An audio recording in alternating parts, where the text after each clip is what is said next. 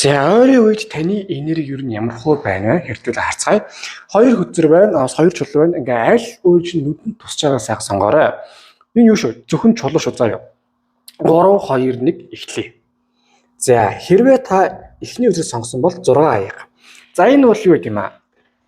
Одоо эдгэрлийн хөтзөр, бие бидэд туслахын хөтзөр, хайр халамжийн хөтзөр.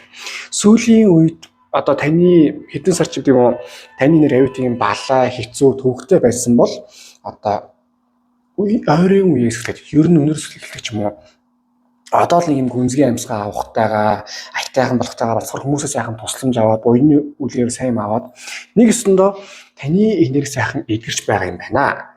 За харин хоёр дахь үзэл та сонгосон бол юм байна. 6 сава дайчин байна, юм болгоё гэж үзсэн байна. Цус үзийг үзэж утсан байна. Юу гэсэн үг вэ гэхээр одоо таны энэ жилдээ ер нь юмыг болгоё бүтээ гэж байгаа. Эсвэл ер нь ойрын хугацаанд юмыг болгоё бүтээгээд дайрч байгаа юм бол аюул сайхан бүтгэхэр байна. Таны энерги бол аюул тийм бүтэх, ялалтын, дайчин те ер нь өстой атгаад авах юм бол юу гэснээр атгаад авах хэмжээний сайхан энергитэй бол байгаа юм байна.